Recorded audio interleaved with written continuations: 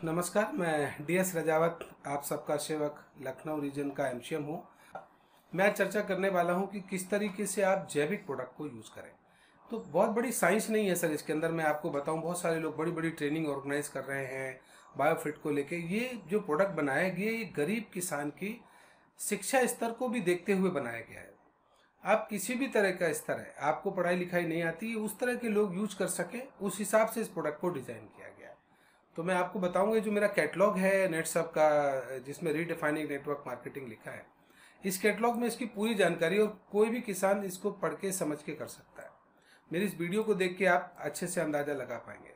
तो इसमें 3-4 तरह के काम हैं। सबसे पहला है भूमि क्षेत्र। याद रखिएगा, सबसे पहले भूमि जिसके ऊपर खेती करनी है। खेती कौन सी? कोई भी खेती हो, किसी भी तरह की खेती आपको करनी हो, भूमि शोधन करना है। दूसरा करना है जड़ शोधन, यानी अगर आप कुछ पौधे हैं जिनको कि रोपते हैं, जैसे धान है, उसको आप पहले उगाते हैं फिर दूसरी जगह रोपते हैं, तो जड़ शोधन करना होता है।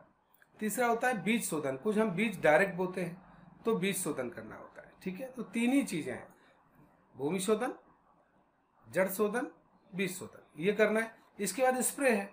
अब स्प्रे किसी भी फसल में करना है, उसकी मात्रा थोड़ी बहुत आप घटा बढ़ा सकते हो, लेकिन स्टैंडर्ड करेंगे तो भी आपको 3 फसलों में वो फायदा मिलेगा ही मिलेगा। चलिए, पहला हम बात करते हैं भूमि शोधन। भूमि शोधन कैसे होता है? भूमि शोधन मतलब हमको डीएपी लोग डालते हैं, यहाँ पे हमको शेड डालना, सॉइल हेल्थ एनहेंसमेंट टेक्नोलॉजी जिसका नाम है, इसको डालना है। 1 एकड़ में 1 लीटर पड़ेगा। ठीक है, क्या क्या पड़ा है इसकी बात नहीं करेंगे। कोई भी किसान हो, भूमि में जाइए, आप पानी को भर दीजिए, उसके बाद उसको 1 एकड़ में छिड़क दीजिए, आप बाल्टी में घोल के डाल दीजिए। आज आपने पानी लगाया है, कल का दिन रुक जाइए, परसों जब थोड़ी सी नमी हो जाए, सूख जाए, तो आप स्प्रे कर दीजिए। ऐसे करके भूमि शोधन किसी भी फसल के लिए भूमि को आप तैयार कर सकते हैं। 1 एकड़ में 1 सेट का पूरा डिब्बा लगता है। ठीक है, फायदे क्या होंगे? जड़ों को विकास के लिए जमीन में पोलाई मिलेगी, नमी मिलेगी, एक भुरभुरापन मिलेगा, और जो न्यूट्रिशन विटामिन जड़ों में चाहिए वो धरती के अंदर बहुत है।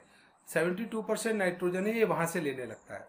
पोलापन रहता है, नमी रहती है, बैक्टीरिया का डेवलपमेंट होता है, आपका जो केचुआ है वो भी बहुत तेजी से इसमें डेवलप होने लगता है।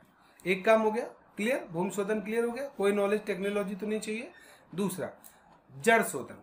अब अगर मान लो आप धान लगा रहे हो, तो अभी क्या करते हो कि पहले तो जो आपके पौधे हैं उनको स्टीम रिच और रैपअप से आपको जड़ को भिगो लेना है, और भिगोने के बाद रुपाई कर दीजिए आप। इतना ही करना है आपको।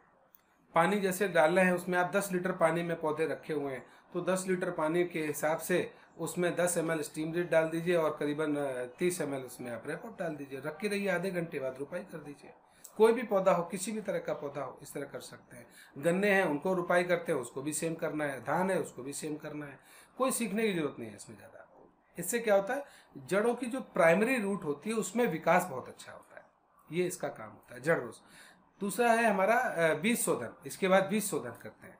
तो बीज शोधन में हमको स्टीम रिच और इंटेक्ट को यूज करना होता है, क्योंकि जितना भी फंगल लगता है वो बीज के अंदर ही होता है।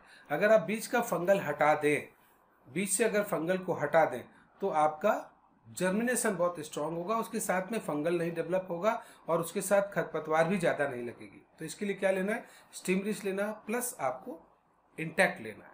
ठीक है, हमने जड़ शोधन में इंटैक्ट नहीं लिया, रैपअप लिया था स्टीम रिच के साथ। बीज शोधन में हमको क्या करना है? स्टीम रिच के साथ इंटैक्ट लेना है। काम क्या होगा? 98% तक जर्मिनेशन हो जाएगा, और जो जर्मिनेशन 15-16 दिन में हो रहा था वो 10 दिन में हो जाएगा, यानी कि आपकी फसल एडवांस चलेगी। उसका कारण है क्योंकि सट से जमीन की नमी है, और आपका स्टीम रिच से अच्छा न्यूट्रिशन विटामिन मिला है, कीड़ों की जो आपने इंटैक्ट से खत्म कर दिया। अब आता है चौथा, यानी स्प्रे। स्प्रे क्या करना है? पहला स्प्रे जो आप करेंगे 15 से 20 दिनों में करेंगे, स्टीम रिच, बायो 95 और रैपअप से करेंगे। पहला, जब पौधा छोटा होता है। अगर इस समय आप पानी लगा रहे हो तो एक बार भूमि शोधन फिर कर दीजिए। पानी लग रहा है तो थोड़ा सेट की मात्रा ज़्यादा डाल दीजिए। इससे क्या होता है कि आपकी जमीन और मुलायम पोली हो जाती है, जिससे जड़ों को नीचे से न्यूट्रिशन लेने में मदद मिल जाती है।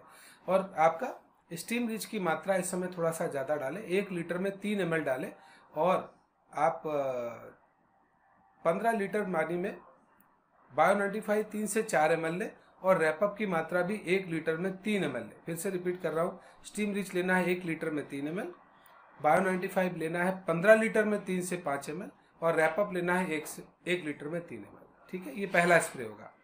इसके बाद 20 दिन के बाद में आप दूसरा स्प्रे करिए, करीब 25 दिन में कर सकते हैं, जिसमें स्टीम रिच लेना है, बायो 95 लेना है और रैपअप की जगह इंटेक्ट लेना है। आपको मात्रा वही रखनी है, स्टीम रिच 1 लीटर में 3 ml, बायो 95 15 लीटर में 3 से 4 ml और इंटेक्ट की मात्रा आपकी जो है 1 लीटर में 2 ml के हिसाब से डालना है। 2 स्प्रे हो गए।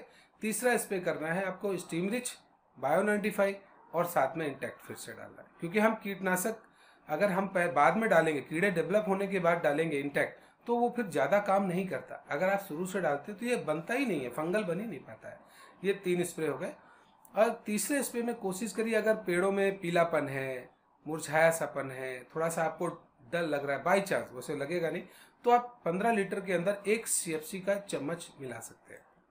1 CFC 15 लीटर में CFC का 1 स्पून डाल सकते हैं, नहीं 10 ग्राम डाल सकते हैं। ठीक है।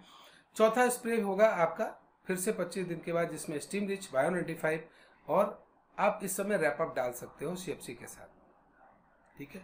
तो मैंने आपको क्या क्या बताया, ध्यान से सुनिएगा।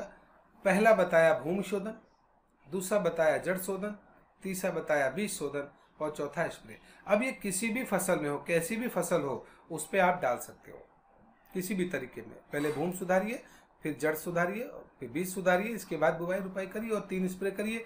चौथा स्प्रे आप मत करें, अगर आप खेत में नहीं घुस सकते हो तो चौथे स्प्रे की जरूरत नहीं है। बहुत बहुत धन्यवाद, आप सबने मुझे समय दिया।